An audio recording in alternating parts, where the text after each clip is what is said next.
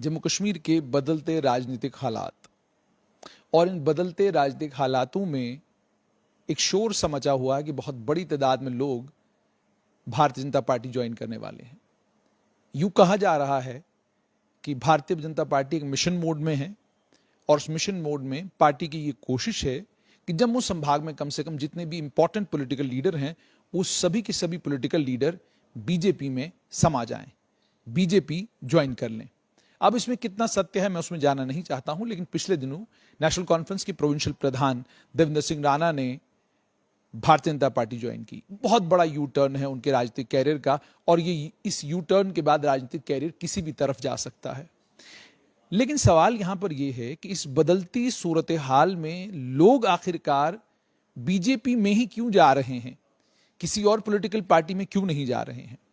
हालांकि वादी कश्मीर में अगर हम वहां की बात करें तो वहां पर इस समय जम्मू कश्मीर पीपुल्स कॉन्फ्रेंस में लोग शामिल हो रहे हैं, जम्मू कश्मीर अपनी पार्टी में लोग शामिल हो रहे हैं और यह भी कहा जा रहा है कि ये दोनों पॉलिटिकल पार्टीज जो इन दोनों पॉलिटिकल पार्टीज को नई दिल्ली का आशीर्वाद है। अब सवाल यहां पर यह है कि आखिरकार क्या कारण है जिन कारणों से लोग भाजपा को ज्वाइन कर रहे हैं। आज थोड़ा सा इसको समझने की कोशिश करते हैं। पहली बात तो ये कि भारतीय जनता पार्टी सत्ता में है और सत्ता में केवल सिर्फ केंद्र में ही नहीं है बल्कि अन्य कई राज्यों में भी सत्ता में है। सत्ता में केंद्र में होने के बावजूद आपको भारतीय जनता पार्टी के नेता एसेसेबल मिलेंगे। एसेसेबल से मेरी मुराद यह है कि आप उनसे बातचीत कर सकते हैं, आप उनसे मुलाकात कर सकते हैं, अपनी नाराजगी का इजहार भी कर सकते हैं।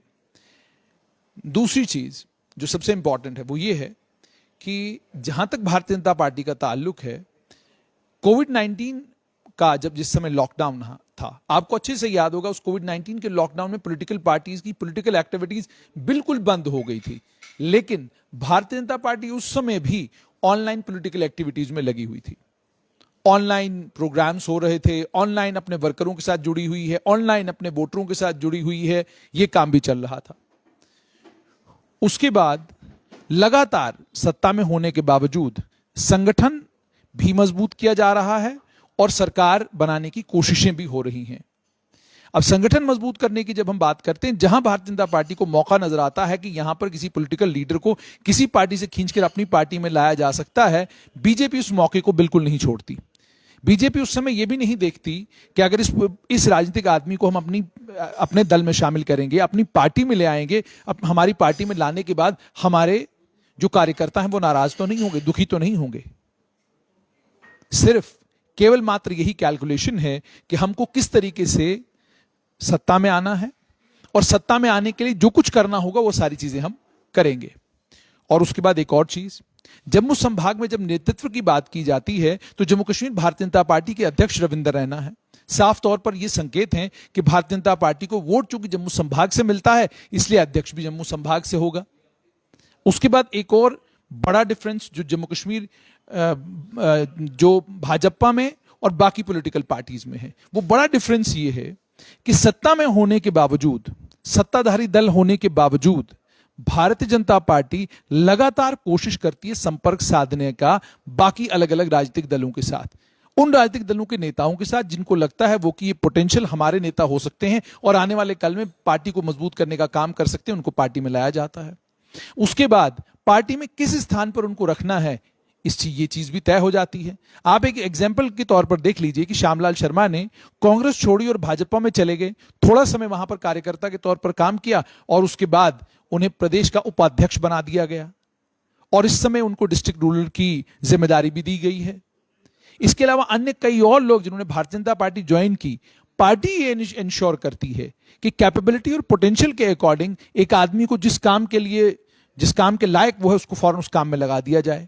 पिछले दिनों एक छोटे मोटे पॉलिटिकल वर्कर ने भारतीय जनता पार्टी को ज्वाइन किया। हमने पिछले दिनों देखा कि उन्हें भी एक जिम्मेदारी सौंप दी गई कि आप ये काम करें। उसके बाद कश्मीर घाटी में जहां पर सभी जानते हैं कि भारतीय जनता पार्टी के लिए एक्सपेंशन, भारतीय जनता पार्टी के लिए वहां वोट लेना, भारतीय जनता पार्टी के लिए वहां पर अपने कैंडिडेट को कामयाब बनाना लगभग ना के बराबर है। आप देख रहे होंगे कि पार्टी के 2 सीनियर नेता घाटी में बैठे रहते हैं, पार्टी के संगठन महामंत्री खुद घाटी जाते रहते हैं, पार्टी के महामंत्री घाटी में बैठे हुए हैं और लगातार वहां पर लोगों से संपर्क साध रहे हैं, लगातार वहां पर कार्यकर्ताओं का नंबर बढ़ रहा। एक समय वो भी था जब भारतीय जनता पार्टी के पास घाटी में कोई स्ट्रक्चर नहीं था, लेकिन आज घाटी में उनके पास स्ट्रक्चर है, आज घाटी में उनके पास वर्कर है। उसकी तादाद कम है, उसकी तादाद ज्यादा है, मैं उसमें नहीं जाना चाहता हूं, लेकिन वर्कर है। हाल बिल्कुल वैसा है जैसा एक समय कांग्रेस का घाटी में हाल था। कांग्रेस को भी आहिस्ता आहिस्ता घाटी में लोगों ने एक्सेप्ट किया है। ये सभी कोशिशें लगातार भारतीय जनता पार्टी कर रही है। अब एक और चीज जो लगातार ये इल्जाम लगता रहता है, और ये बात हम भी मीडिया में करते हैं कि एक वॉशिंग मशीन है, जिस वॉशिंग मशीन में भारतीय जनता पार्टी की वॉशिंग मशीन में किसी भी पॉलिटिकल लीडर को डाल दीजिए, वो साफ होकर जो है बाहर निकल आता है। ये जम्मू कश्मीर की राजनीति में और देश की राजनीति में कोई नई बात नहीं है। अक्सर इतिहास में भी पहले ये सब कुछ होता रहा है कि आप जब सत्ता में हैं, सत्ताधारी दल हैं, आपकी पूरी कोशिश होती है कि दूसरे दलों से नेताओं को अपनी पार्टी में लाएं। अब कांग्रेस से गलती कहां हुई? 2004 से लेकर 2014 तक कांग्रेस सत्ता में रही, कांग्रेस सत्ता में थी, लेकिन संगठन कमजोर होता रहा। संगठन को मजबूत करने के लिए, संगठन को ताकतवर बनाने की कोशिशें कांग्रेस ने नहीं की। जो भी आदमी कांग्रेस ज्वाइन करता, कांग्रेस की आइडियोलॉजी क्या है, कांग्रेस का विचार क्या है, कांग्रेस की सोच क्या है, ये सारी चीजें वर्कर को बताने की जरूरत थी। इन सारी चीजों के साथ वर्कर के साथ संपर्क में रहने की जरूरत थी, लेकिन चूक हो गई वहां पर कांग्रेस से। कांग्रेस अपने वर्कर से कट गई, कांग्रेस अपने आम कार्यकर्ता से कट गई। और जैसे मैंने आपको पहले ही कहा कि कोविड-19 के बीच में भी बीजेपी लगातार ऑनलाइन अपने वर्कर के साथ जुड़ी रही। कांग्रेस कोविड-19 के बीच में आपको अपने वर्कर के साथ जुड़ी हुई नहीं मिली। कितने ऑनलाइन अधिवेशन कांग्रेस ने करे हैं? जब आप इसका आकलन करेंगे तो आपको खुद समझ में आ जाएगा कि कांग्रेस कहां खड़ी है और बीजेपी कहां खड़ी है। उसके बाद वो राजनीतिक दल, जो राजनीतिक दल पिता पुत्र के राजनीतिक दल कहे जाते हैं। अब आप सोचिए, एक आदमी पीपल्स डेमोक्रेटिक पार्टी में ज्वाइन करता है, बड़ा काबिल है, बड़ा लायक है, इतना लायक है कि उसके मुकाबले का काबिल इंसान कोई नहीं। मिसाल के तौर पर Muzaffar Hussain Baig Peoples Democratic Party में एक बड़े कद के नेता थे, बड़े लायक और बड़े काबिल वकील थे। पीपल्स डेमोक्रेटिक पार्टी ज्वाइन की, लेकिन तय यह था कि जब भी पीपल्स डेमोक्रेटिक पार्टी की मेजॉरिटी होगी और सत्ता में आने का वक्त आएगा, तो मुख्यमंत्री या तो स्वर्गीय मुफ्ती मोहम्मद सैयद बनेंगे, और अगर वो नहीं बनते तो महबूबा मुफ्ती बनेंगी, और अगर वो भी नहीं बनती तो उनके भ्राता श्रीमान तसद्दुक मुफ्ती जो हैं वो मुख्यमंत्री बनेंगे। अब इसका मतलब साफ तौर पर यह है, आप कार्यकर्ता के तौर पर कितने भी काबिल हों, कितने भी लायक हों, कितने भी कमाल के कार्यकर्ता हों, आपके लिए मैक्सिमम टू मैक्सिमम यह है कि आप जम्मू कश्मीर जैसे केंद्र शासित प्रदेश में या जम्मू कश्मीर जैसे राज्य में केवल मात्र उप मुख्यमंत्री बन सकते हैं। पिता पुत्र वाली पार्टी में या ऐसी पॉलिटिकल पार्टीज में, जिन पॉलिटिकल पार्टीज में एक परिवार के पास कंट्रोल रहता है, वहां पर एक आम वर्कर के लिए आखिरी हद डिप्टी चीफ मिनिस्टर, उसके आगे न वो सोच सकता है न उसके बारे में कोई सोचता है। आपको वो कार्यकाल ठीक तरीके से याद होगा। मुजफ्फर हुसैन बेग उप मुख्यमंत्री थे, गुलाम नबी आजाद के क्लोज हुए, थोड़ा करीब हुए। 2005 से 2008 की बात मैं कर रहा हूं। आपको याद होगा, बाहर का रास्ता दिखा दिया गया था उन्हें फौरन कह दिया गया था, छुट्टी करिए आपकी हमें कोई जरूरत नहीं है। आपको यह भी याद होगा, डॉक्टर हसीब द्राबू एक काबिल बेहतरीन बैंकर और एक काबिल फाइनेंस मिनिस्टर, जब उनको लेकर यह इल्जाम लगा कि वो संघ के करीब हो गए हैं, राम माधव के बहुत करीबी हो गए हैं, उनको भी बाहर का रास्ता दिखाया गया। ये पिता पुत्र वाली पार्टियों में ये दिक्कत होती है। अब आप नेशनल कॉन्फ्रेंस में आइए, नेशनल कॉन्फ्रेंस में आप किसी भी पद पर जब व्यक्ति को ढूंढने लगते हैं तो आपको यह पता चलता है कि कार्यकर्ता आपको नहीं मिलता, परिवार मिलता है। जब आप परिवार की बात करते हैं, अब आप नेशनल कॉन्फ्रेंस के इस समय के अध्यक्ष जो हैं डॉक्टर फारूक अब्दुल्ला हैं, वर्किंग प्रेसिडेंट जो हैं, कार्यकारिणी अध्यक्ष जो हैं वो उमर अब्दुल्ला हैं। अब जरा सोचिए, कल जब सत्ता में आने की बारी आएगी, मुख्यमंत्री का चेहरा कौन? उमर अब्दुल्ला। मुख्यमंत्री बनेगा कौन? उमर अब्दुल्ला। अगर वो नहीं बनते तो डॉक्टर फारूक अब्दुल्ला। बाकी जितना भी पॉलिटिकल वर्कर नेशनल कॉन्फ्रेंस के अंदर है, अब सोचिए, बहुत काबिल अब्दुल रहीम राथर नेशनल कॉन्फ्रेंस में हैं, अली मोहम्मद सागर सालों से नेशनल कॉन्फ्रेंस में बने हुए हैं, मोहम्मद शफी उड़ीसा कद्दावर नेता नेशनल कॉन्फ्रेंस के अंदर है। उसके अलावा कई और नाम मैं ले सकता हूं, जो नाम नेशनल कॉन्फ्रेंस के बड़े कद्दावर नेताओं के नाम हैं। ये सारे नाम जब मैं लेता हूं तो इन सभी नामों को लेने के बाद मैं जब ये सोचता हूं कि ये कहां तक इस पॉलिटिकल पार्टी में पहुंच सकते हैं, तो एट द मैक्स उप मुख्यमंत्री बन सकते हैं, और वो भी एक कोलिशन सरकार में। अगर सरकार इसी पॉलिटिकल पार्टी की होगी तो उप मुख्यमंत्री बनने का भी कोई चांस नहीं है। और इन पॉलिटिकल पार्टीज में एक और दिक्कत है, वो दिक्कत यह है कि मुझे पसंद आया तो आप कुछ भी बन सकते हैं, और अगर मुझे पसंद नहीं आया तो आप कुछ भी नहीं बन सकते हैं। मुझे पसंद आया तो आपको हम उप मुख्यमंत्री बना देंगे, आपको वित्त मंत्री बना देंगे, आपको हम एग्रीकल्चर मिनिस्टर बना देंगे, आपको हम पीएचई के मंत्री बना देंगे। और अगर मुझे ठीक नहीं लगा, और अगर मुझे बता दिया किसी ने कि आप ठीक आदमी नहीं है, तो आप कितने मजबूत कार्यकर्ता हो, आपका राजनीतिक करियर इन पॉलिटिकल पार्टीज में कुछ नहीं होता। बहुत सारे ऐसे लोग हैं जिनको मैं, जिस समय जम्मू कश्मीर की लेजिस्लेटिव असेंबली लगती थी, बहुत सारे पॉलिटिकल लीडर्स को मैं देखता था कि वो अपने अपने क्षेत्रों में तो बड़े मजबूत और बड़े ताकतवर हैं, लेकिन जब वो लेजिस्लेटिव असेंबली में होते तो खामोशी के साथ बिल्कुल पीछे लाइन में बैठे हुए होते थे। ये मैंने अपनी आंखों से ये देखा है। अब जो खामोशी के साथ आप लाइन में बैठे हुए हैं, तो उसका क्या मतलब है? आप जानते हैं कि यहां आपकी दाल गलने वाली नहीं है। कौन बनेगा? आपको यह भी याद होगा कि इन्हीं पॉलिटिकल पार्टीज में जब प्रवक्ता बनाने की बारी आती है तो प्रवक्ता कैसे बनते थे? ऑक्सफोर्ड रिटर्न एक आदमी आ गया, मुख्यमंत्री को अच्छा लग गया, मुख्यमंत्री ने प्रवक्ता बना दिया। अब जो वर्कर सालों से पॉलिटिकल पार्टी के साथ जुड़ा हुआ है, जो अपना तन मन धन सब कुछ पार्टी को दे रहा है, जो अपना समय अपना सब कुछ पॉलिटिकल पार्टी को दे रहा है, उस व्यक्ति को जब यह पता चलता है कि पूरा जीवन अपना पार्टी को देने के बाद भी डिपेंड करेगा कि मुख्यमंत्री को या परिवार को कौन आदमी अच्छा लगता है तो ही जाकर आप मुख्यमंत्री बन सकते हैं, ये उसके लिए कितना बड़ा धचका है। हालांकि पिता पुत्र वाली पॉलिटिकल पार्टीज भी सक्सेसफुल है, मगर पिता पुत्र वाली पॉलिटिकल पार्टीज में, या वो पॉलिटिकल पार्टी जिन पॉलिटिकल पार्टीज को परिवार रन करते हैं, उन पॉलिटिकल पार्टीज में आपका मुकद्दर राजनीतिक जो आपकी तकदीर है वो कितना बदलेगी, आप क्या बनेंगे, इसका कोई पता नहीं।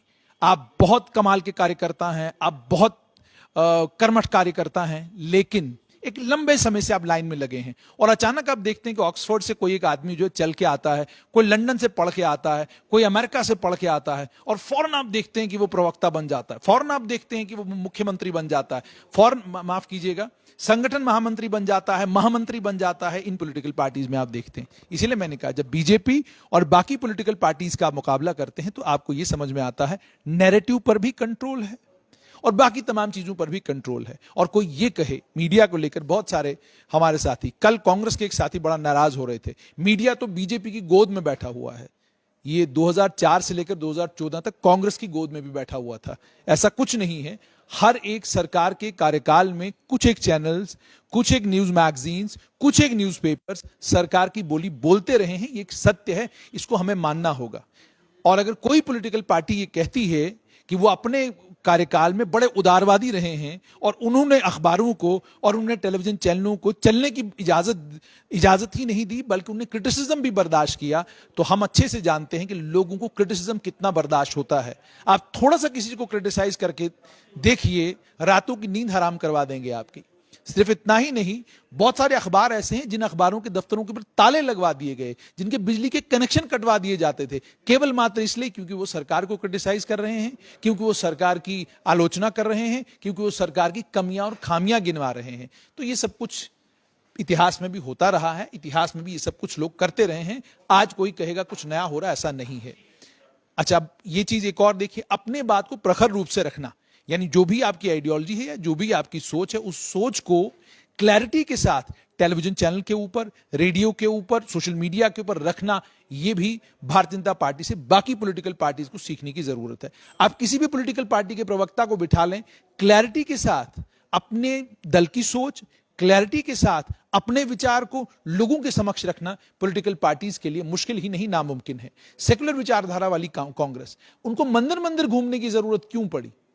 क्योंकि बेसिक और सेंट्रल आइडिया ये समझना कि देश क्या सोच रहा है, देश का आम आदमी क्या सोच रहा है, वो क्या चाहता है, ये सब पॉलिटिकल पार्टी जो है एनालाइज करने में विफल हुई हैं। और उनकी उसी विफलता का नतीजा है कि भारतीय जनता पार्टी को कोई पॉलिटिकल पार्टी कहीं पर चैलेंज नहीं कर पाती। और अगर कोई पॉलिटिकल पार्टी चैलेंज करती है तो वो सफल भी होती है। आप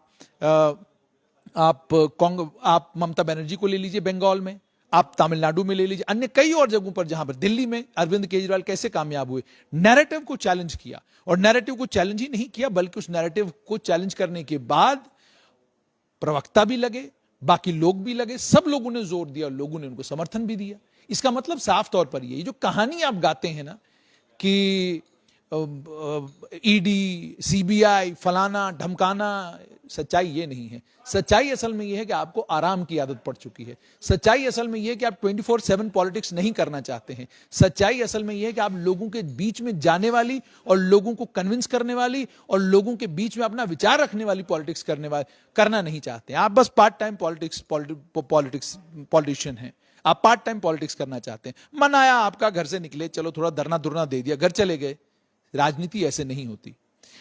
राजनीति 24/7 वाला सिलसिला अब है। सोशल मीडिया के इस जमाने में अब हर सेकंड, हर मिनट आपको राजनीति को देना है। और आप जानते भी हैं कि आपका जो राजनीतिक प्रतिद्वंद्वी है वो इतना ताकतवर और इतना मजबूत है, उसके पीछे इतना मजबूत संगठन है कि इस इतने मजबूत राजनीतिक प्रतिद्वंद्वी को हराने के लिए आपको, वो अगर 24 घंटे वाली पॉलिटिक्स करते हैं, आपको 48 घंटे वाली करनी है, तब जाकर आप सफल होंगे। लोग आज दुखी हैं। क्या जम्मू में शराब के कारोबारी परेशान नहीं हैं? क्या जम्मू में आम कारोबारी नहीं परेशान? क्या टोल प्लाजा की वजह से लोग नहीं हैं परेशान? क्या एसएसआरबी की वजह से, पीएससी की वजह से, या बाकी सारे जितने भी इश्यूज हैं, क्या इनको लेकर युवा परेशान नहीं है? वो क्यों मीडिया के पास दौड़े दौड़े जा रहे हैं? ये जो रोज आप अलग अलग फेसबुक पेजेस के ऊपर हंगामे देखते हैं, क्यों हो रहे हैं? क्या अस्पताल को लेकर लोगों को परेशानी नहीं है? क्या जम्मू कश्मीर में माइनिंग को लेकर लोगों को परेशानी नहीं है? क्या आम जम्मू कश्मीर का नागरिक दुखी नहीं है, परेशान नहीं है? दुखी भी है, परेशान भी है, लेकिन विकल्प नहीं है। और जो विकल्प है वो पार्ट टाइम पॉलिटिशियन है। और पार्ट टाइम पॉलिटिशियन जब ये देखते हैं कि कोई पॉलिटिकल पार्टी छोड़कर भारतीय जनता पार्टी में जा रहा है, तो फौरन कहना शुरू कर देते हैं ईडी ने डराया होगा, सीबीआई ने ये किया होगा, फलाने ने ये किया होगा। ये कतई भी नहीं देखते कि एक पॉलिटिकल पार्टी सत्ता में है और सत्ता में होने के बावजूद पार्टी के संगठन के कार्यकर्ता सुबह से शाम तक लगे हुए हैं कि अगर पॉलिटिकल पार्टीज में जो काबिल लोग हैं उनको हम अपनी पार्टी में जोड़कर पार्टी को और ज्यादा मजबूत कर सकते हैं और पार्टी को आगे ले जा सकते हैं, तो लेने में दिक्कत क्या है? ये भारतीय जनता पार्टी में लगातार हो रहा है। बाकी पॉलिटिकल पार्टीज ये सब क्यों नहीं कर रही हैं? कितने जनरल सेक्रेटरी हैं यहां पर अलग अलग पॉलिटिकल पार्टीज के? इनमें से कितने जनरल सेक्रेटरी ऐसे हैं जो लोगों के बीच में जाकर उनको कन्विंस करने की कोशिश कर रहे हैं कि आप हमारी पॉलिटिकल पार्टी को ज्वाइन करिए? अपना नैरेटिव लेकर लोगों के बीच में जाने में इतनी दिक्कत और इतनी परेशानी बाकी पॉलिटिकल पार्टीज को क्यों है? अब एक और कहानी आती है फिर कि जी स्टेट का कंट्रोल है जिसके चलते हम नहीं करते। स्टेट का कंट्रोल हर वक्त पॉलिटिकल पार्टीज पर रहा है। क्या यह सत्य नहीं है? 2014 से पहले का इतिहास उठा के देख लीजिए कि भारतीय जनता पार्टी का कौन सा ऐसा पॉलिटिकल वर्कर है जिस पॉलिटिकल वर्कर के खिलाफ एफआईआर नहीं है, जिस पॉलिटिकल वर्कर के खिलाफ थानों में मामले बने हुए नहीं है। वो मामले बनते कैसे थे? वो मामले बनते क्यों थे? और वो सब मामले बनते भी रहे, वो लड़ते भी रहे, और उसी का नतीजा है कि आज भारतीय जनता पार्टी एक ताकतवर और मजबूत संगठन के तौर पर खड़ी है। नेतृत्व, वो तो जाहिर सी बात है, जब आप नेतृत्व की, ये लीडरशिप की बात करते हैं, वो तो एक फैक्टर होता है, लेकिन लीडरशिप से ज्यादा इंपॉर्टेंट फैक्टर ये होता है कि कार्यकर्ता सुबह से लेकर शाम तक क्या कर रहा है। कार्यकर्ता राजनीति में कितना इंटरेस्टेड है, कार्यकर्ता अपना आराम छोड़ने के लिए कितना तैयार है, कार्यकर्ता सड़क पर उतरने के लिए कितना तैयार है, कार्यकर्ता अपने विचार को लेकर लोगों के बीच में जाने के लिए कितना तैयार है। यहां तो डुप्लीकेसी है। भारतीय जनता पार्टी ने फ्लेक्स लगाना शुरू कर दिया और फ्लेक्स के सामने प्रेस कॉन्फ्रेंस करनी शुरू कर दी। नेशनल कॉन्फ्रेंस ने भी कर दिया, पीपल्स कॉन्फ्रेंस ने भी कर दिया, अपनी पार्टी ने भी कर दिया। गमछा डालना शुरू कर दिया बीजेपी वालों ने, बाकी पॉलिटिकल पार्टीज ने भी फॉलो करना शुरू किया। और उसके बाद वो आपको याद होगा कमल का फूल जो यहां पर लगाने का काम बीजेपी ने शुरू किया। छोटा सा ब्राउच यहां पर वो लगाते थे, वो ब्राउच भी बाकी पॉलिटिकल पार्टीज ने बीजेपी से ले लिया, उन्होंने भी शुरू कर दिया। यानी जो आइडिया बीजेपी फ्लोट करती है उसी आइडिया को आप भी आगे लेकर चलने का काम करते हैं, कोशिश करते हैं कि शायद ऐसे ही कामयाबी मिलेगी ना। आपका अपना विचार, आपकी अपनी सोच, आपकी अपनी पार्टी की आइडियोलॉजी को लेकर आप आगे चलिए और अपने विचार और अपनी आइडियोलॉजी से आप कन्विंस करने की कोशिश कीजिए आम आदमी को कि मेरा विचार और मेरी पार्टी का विचार और मेरी पार्टी की जो सोच है यही सोच सही है, आपको इसके साथ चलना है तो इसी सोच के साथ चलना है। मैं अपनी पार्टी की सोच आपके लिए नहीं बदल सकता। लीडर लोगों का मिजाज देखकर लीडर नहीं होते, लीडर लीड करने के लिए होता है। वो लोगों का मिजाज देखकर अपना विचार और अपनी सोच नहीं बदलता, वो लोगों का विचार बनाने का काम करता है। आज अगर अलग अलग पॉलिटिकल पार्टी से आने वाले दिनों में भी बहुत सारे लोग बीजेपी ज्वाइन करने वाले हैं, क्यों?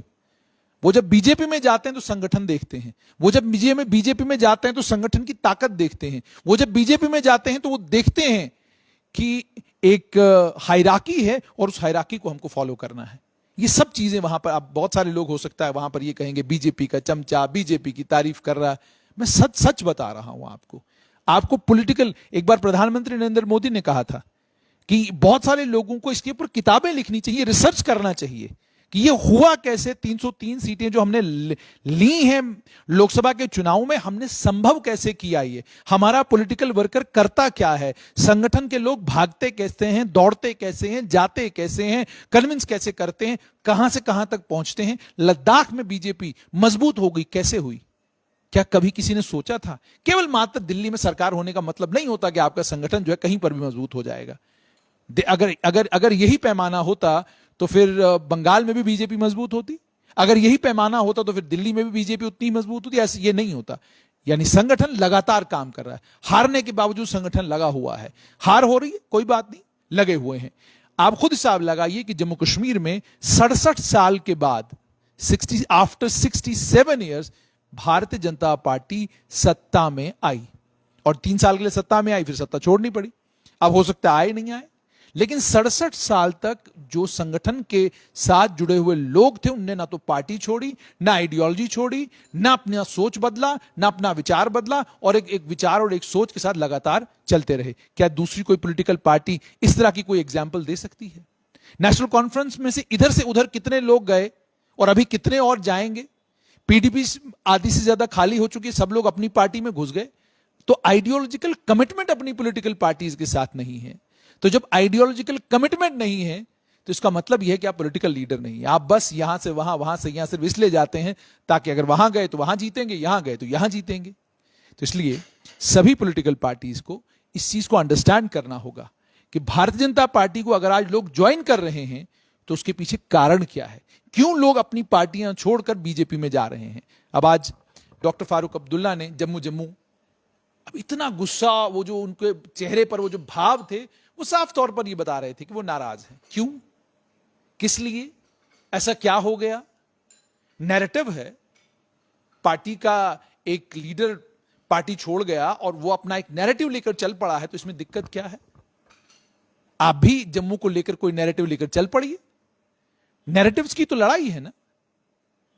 अगर उनका नैरेटिव लोगों को पसंद आएगा तो लोग उनके साथ चल पड़ेंगे, और अगर आपका नैरेटिव जम्मू को लेकर लोगों को पसंद आएगा तो लोग आपके साथ चल पड़ेंगे।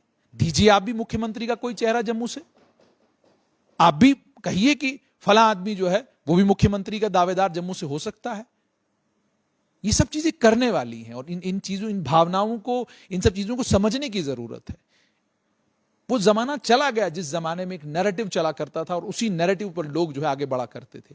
बदले हुए हालात हैं। इन बदले हुए हालात में ये समझने की जरूरत है कि लोग आपके संगठन को छोड़कर जा क्यों रहे हैं।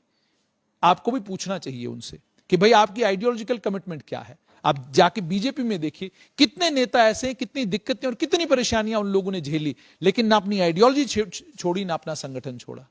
आप अगर अपनी आइडियोलॉजी भी छोड़ते हैं, अपना संगठन भी छोड़ते हैं, कुछ तो झोल होगा जिसके चक्कर में आप संगठन और आइडियोलॉजी छोड़ रहे हैं। झोल के बगैर तो ये संभव नहीं है। बात सिर्फ इतनी थी कि लोग बीजेपी को केवल मात्र इसलिए ज्वाइन कर रहे हैं, हालात बिल्कुल उलट होने के बावजूद, हालात बिल्कुल खराब होने के बावजूद इसलिए ज्वाइन कर रहे हैं क्योंकि हर नैरेटिव के लिए बीजेपी ने अपने यहां स्पेस बना रखी है। और जब पार्टियों में अलग अलग नैरेटिव्स के लिए स्पेस पैदा होती है, बड़े से बड़ा नेता पार्टी छोड़ देता है।